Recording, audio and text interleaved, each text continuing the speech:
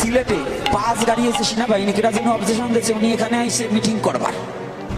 শুনে নাই যে এই যে 3টে জমকলের আসনি, এই 3টে ছিল, হ্যাঁ এই জমকলের আসনি এই 3টে ছিল, 5 গাড়ি আর্মি আছে মাঠে রয়েছে।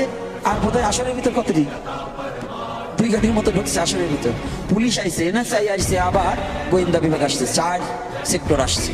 আমি মানুষ না, এটা পুঁটি মাছের মতো। আমার জন্য যদি 3-4 গাড়ি আর্মি পাঠাতে হয় তো বোঝেন প্রশাসন কোন জায়গায় গেছে।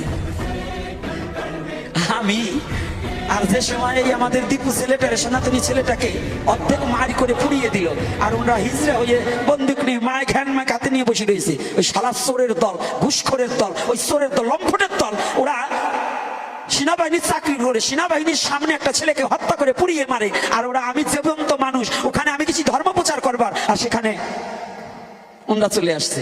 তাহলে কি বলবো, বলবার পারি, কিন্তু যুগ তো ভালো না, এই জন্য কিছু আর বলবো না।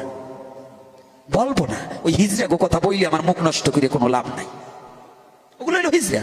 এরপরে গরিব দুঃখীরে শাড়ি ঠাড়ি দান না করে বাংলাদেশের বর্তমান যিনি আইন উপদেষ্টা আছে, ওনারে শাখা চুরি দিতে হবে। আর ওই যারা ওই রকম কাজ করে ওনাকে শাখা চুরি দিয়ে একেবারে সাজাইয়া লিপস্টিকের টাকা আমি দেবো। আর কিছু বলবো না, কারণ দুঃখ লাগে, যন্ত্রণা লাগে। জানেন, আজকে দেখলাম সত্যিকারের একজন মুসলমান বাবা চমৎকার কথা বলছে। মুসলমানের ঘরে জন্ম হয়েও সে মানবতাবাদী। এই যে মুসলমান, প্রকৃত মুসলমান, অর্থাৎ একজন মুসলমান, প্রকৃত মুসলমান যিনি, তিনি অন্যের দুঃখে কখনো হাসতে পারে না। একজন হিন্দু, প্রকৃত হিন্দু, একজন মুসলমানের দুঃখে কখনো হাসতে পারে না। এটা মানুষের ধর্ম, ধর্ম নাই পশুর। মানুষের তো ধর্ম আছে, যে ধার্মিক সে কোনোদিন অন্যকে হত্যা করতে পারে না। এই জন্য সনাতনী হোক, ইসলাম ধর্মের হোক, বৌদ্ধ ধর্মের হোক, খ্রিস্টান ধর্মের হোক, যারা মানুষ হয়েছে তার কাছে তার দ্বারা কোনোদিন মানবের ক্ষতি হয় না।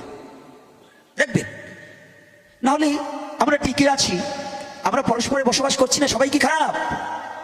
হ্যাঁ, ভালো মন্দ আছে না, কিন্তু ওদের দলটাই আলাদা। ওই গ্রুপটাই জানোয়ারের গ্রুপ, ওই রক্তটাই জানোয়ারের রক্ত। ওরা কোনো ধার্মিক নয়। এজন্য আর ওদিকে যাবো না, কারণ এমনি আমার মুখ ভালো না, চাই আবার কোনটা তুই কোনটা বের হয়ে যাবে, যার তালা মাইরে তুই বুঝাবি।